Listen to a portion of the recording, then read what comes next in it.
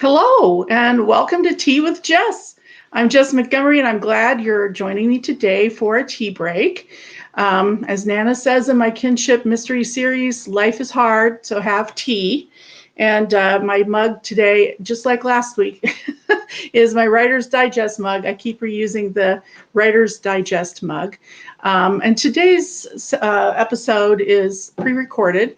But drop comments, questions in the comment stream, and my guest and I, who is, drum roll, Ashley Weaver, will be glad to answer them as we see your comments and questions. So I'm really delighted to welcome Ashley to Tea with Jess.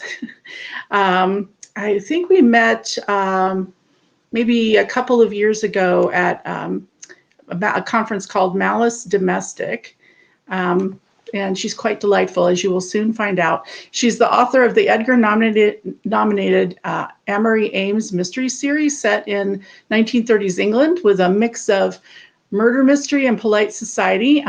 Booklist calls that series Amory Ames, a stylish series channeling Nick and Nora Charles, which I love because I love Nick and Nora Charles, and they're right. Her series really does channel them.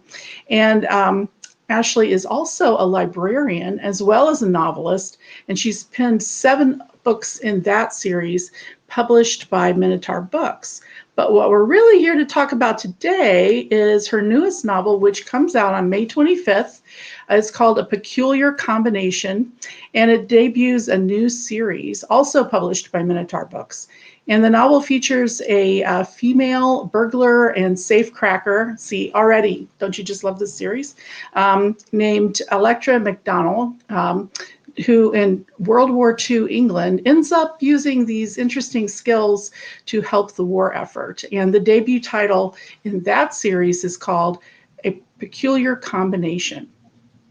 And I was lucky enough to be one of many authors who read an early advanced reader copy of A Peculiar Combination and provided this heartfelt blurb, which I will now read to you.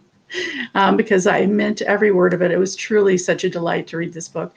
Deftly plotted, with twists and turns that ultimately unlock a thrilling conclusion, Weaver's gripping mystery is set against the World War II Blitz in London, making it all the more compelling. A Peculiar Combination introduces a sparkling new series featuring a feisty heroine and her dashing counterpart with just the right amount of wit and romantic nuance to round out the story's high-stakes drama.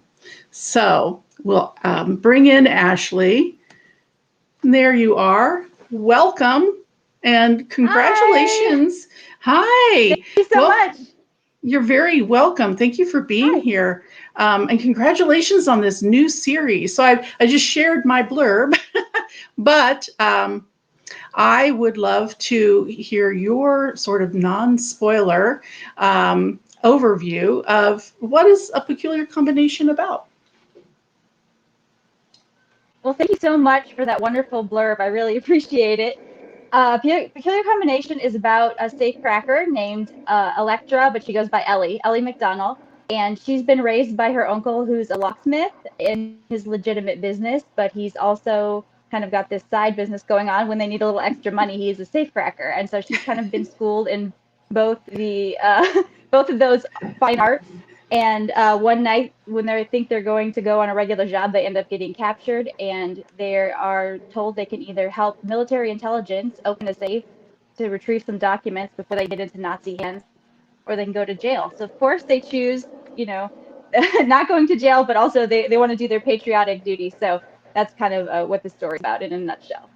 What a compelling setup. And Ellie, as you know, the name she goes by, like you say, she's a burglar, she's a safecracker, but she's really incredibly sympathetic, I found.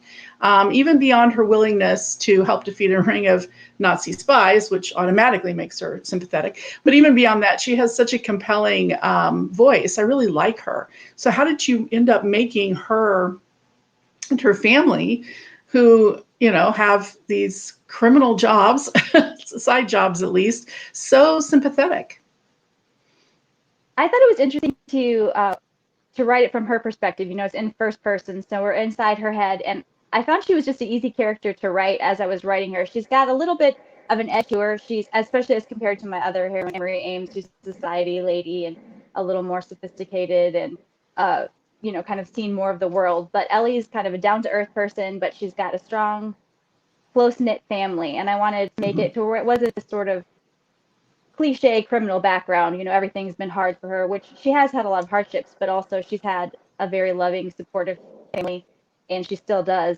People that she can rely on and trust. And so I found that it softened her up a bit. She's got her hard edges when she needs to, with that little bit of criminal element, but also at heart, she's a good, kind person. Yeah, she really is. And you're right. So many stories that center people who are criminals as the narrator or as the protagonist. It's kind of hard to cozy up to them and feel sympathetic towards them. So I do think those warm, family connections really, really helped and made her a lot more sympathetic. But boy, you took on a challenge there. I find, at least, and maybe you do too, that if you write a character like that who's male, there's not quite as much pushback against male characters who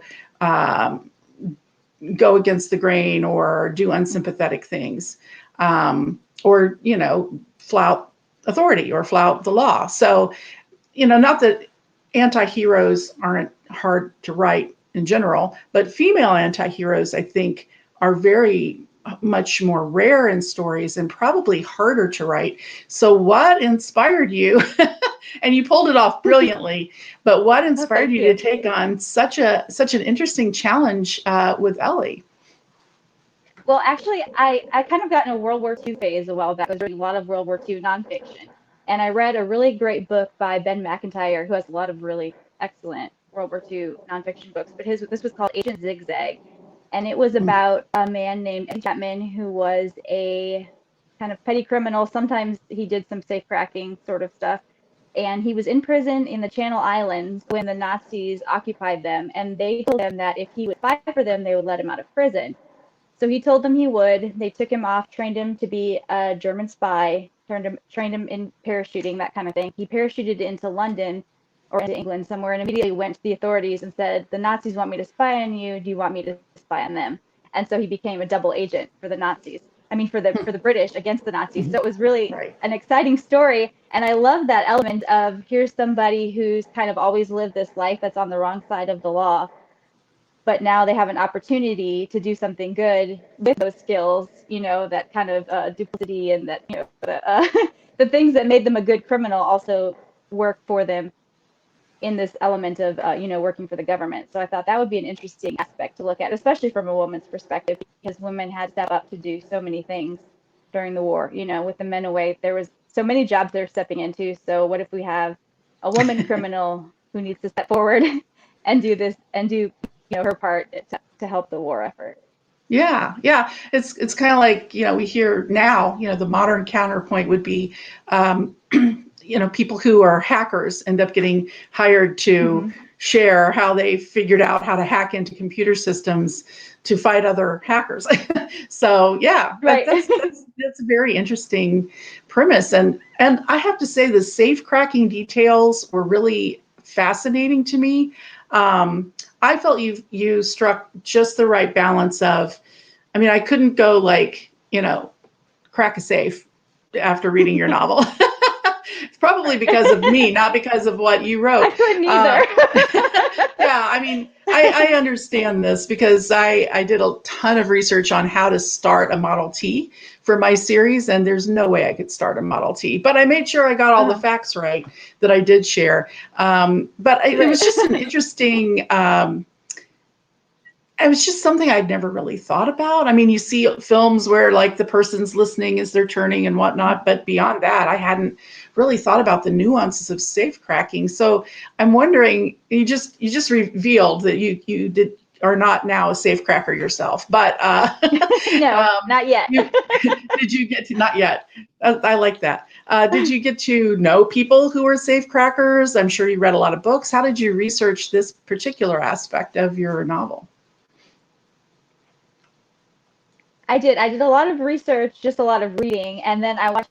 There's quite a few YouTube videos actually by locksmiths and things about how to open. People buy old safes and can't get into them or things like that. So there's, I guess legal reasons why people would want to break into a safe. So I watched a lot of those videos and I read a lot, and then I tried to sort of absorb it the best I could, and then retell it on the page, like you said, not in so much detail that it's going to get sort of overwhelming or get too bogged down with it, but enough to kind of give a little bit of my understanding of how the inside of a stick works and how what it takes to get into it. Because like you said, a lot of times, even before I started this book, I didn't realize technically how difficult this kind of thing is. Like you said, they put their ear to the safe and turn, hear the clicks and things, but it really a lot goes into it. So Yeah. I learned a lot researching it as well. Oh, that sounds like a wonderful rabbit hole to fall down and research. And you do, when you share that, for people who are going to read the series, when you share those scenes, it's at a point where we really, really care if she can pull this off or not. Um, so it's like fascinating. Like, will she do it? Oh my gosh, this is so technical, but well, I'm with you for. So you didn't info dump. I just wrote a column about pacing, which is my bugaboo as a novelist. So of course that's what I am fascinated by, and not info dumping and whatnot. And you're a great example of giving the right amount of information at just the right time where we really care. Not too much, not too little. So Thank you. kudos to you. And this is, like I said at the beginning, a Thanks new so much. series. You're very welcome. A new series for you. So I'm curious how it felt to pivot into a new series. Did writing the previous one give you experience to make this series easier? And I mean, not that any book or every book is hard, but or were there just different challenges with this particular series?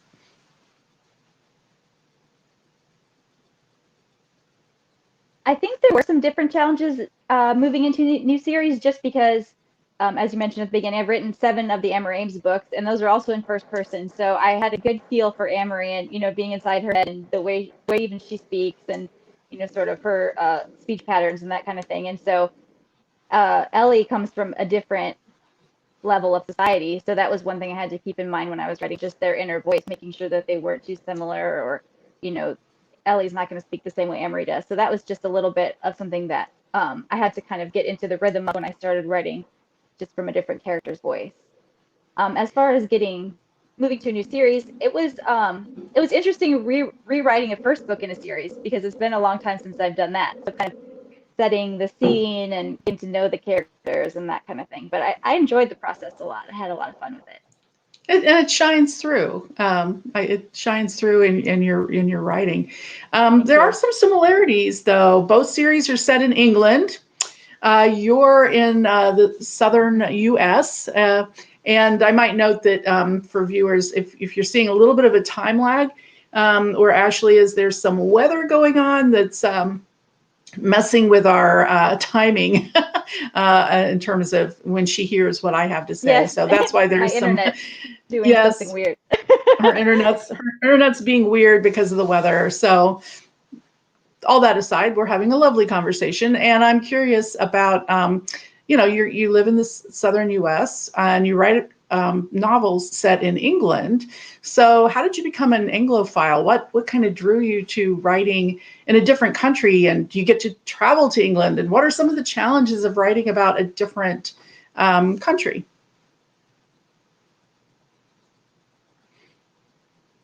I was thinking about it the other day, trying to remember kind of when it was that I sort of became an Anglophile, and I think I know I read my very first Agatha Christie book when I was probably like 15, and so that kind of really pulled me into that sort of golden age of mystery, England sort of thing. But I've always just had a love for English literature. My undergraduate degree is in English, and just grew up reading a lot of the classics. Even like the old Sherlock Holmes stories, and then I would watch all the old Sherlock Holmes movies with Basil Rathbone.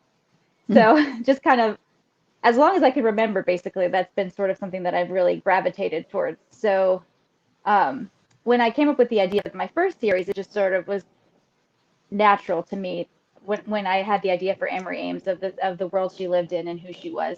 And with Ellie, I liked the idea of England and London specifically during the war because, with the Blitz and everything, it was just a really interesting and intense period of history that I thought would be fun to explore. Yes, and yeah, and I love traveling there with you, and we also travel in time. So I want to talk about that a little bit because, as we've mentioned, your first series is set in the 30s. This series is set during World War II, during the Blitz, so in the 40s. So both series are historical. So share a little bit about that. What appealed to you about writing historical mysteries as opposed to contemporary mysteries or even futuristic mysteries? Well, I like the idea of futuristic mysteries. Why not? I think just I've always enjoyed reading historical fiction. Yeah. Historical fiction is always something that I've enjoyed. I like the idea of being able to really kind of immerse yourself in a different time and place. And so that's what I enjoy a lot as a reader. And so that's kind of what I just sort of gravitated to as a writer as well. With Amory, the 1930s, I grew up watching a lot of old movies, kind of the glitz and glamour of like the Fred Astaire and Ginger Rogers kind of thing. And then as I got older and realized sort of more of the interesting social situations and things between the war period, interwar period, that kind of was also fascinating to me, and just society in general. So that really drew me to the 1930s. And then, of course, like I said, I was recently really interested in World War II and reading a lot about it, and so that kind of stuck in my mind and made me want to travel back there for a while, fictionally. Yes, yes. That's one of the great things about fiction is we can time travel. We can travel other places. We can, Right. live in each other's imaginations. It's a lot of fun. And you get like a full dose of books and writing because, as I mentioned at the top, not only are you a quite accomplished author, you're a librarian as well. And your bio, if people go check out your bio on ashley-weaver.com. So go there, folks, and check out all of her titles, links for purchase, lots more information about Ashley and her wonderful novels. You've worked in the library since you were 14 or 15, and then obviously got your degrees, and you're now a professional librarian. So how does that impact you as a novelist, being a librarian? Yes, I got an after school job when I was 14. I was a freshman in high school, and I went to the library all the time, and I saw that they were advertising for sort of, a job, an after school position. And so I thought, I might as well. I already like being here, so why not get paid to be here? So I thought that would be fun, something to do after school. And then I ended up, making a career of it. So I've always just loved the library. I love the environment. There's so many, aspects to it that are really fun. Not just, people think librarians get to read a lot of work. We don't. But there's just a lot of things that I really enjoy about it. And also it has been very helpful as a writer. I have worlds of information at my fingertips. And so that's always useful. And you're well versed, I'm sure, in how to find the just right sources for the information that you need. So that's definitely a benefit. Yes, I love I know that. all the little tricks. Yes. Oh my goodness. You could do a bunch of articles or a podcast or a blog about that. There are certain writers who would be very interested in that and not spending too much time going down side paths. Although I love our library system. We're very blessed here, and I have relied on librarians like you to set me on the right path to find the information I need. So thank you for that service. Appreciate it. So what's next in terms of the next book in this series? What can we look for? I know this one's just now coming out, and already and I'm sure other people are saying, what's next? What are you working on now? I actually just turned in the second book in the Electra McDonald series. So that was fun, and of course, don't want to give too much away, but it finds Ellie and Major Ramsey reunited to thwart another Nazi scheme. Ooh, I like it. I like that. Anything else you'd like to share before we wrap up? Well, I do have a few events coming up. If people would like to check out my website or my Facebook. I'll be having information on the upcoming events, and then the book comes out on May 25th. Yeah, very exciting. Congratulations yet again. It's wonderful. And thank you for being here with us. Thank And you. you're very welcome. And thank everybody for joining Ashley and myself for Tea with Jess. Until our next tea break, take care of yourself and loved ones and have fun.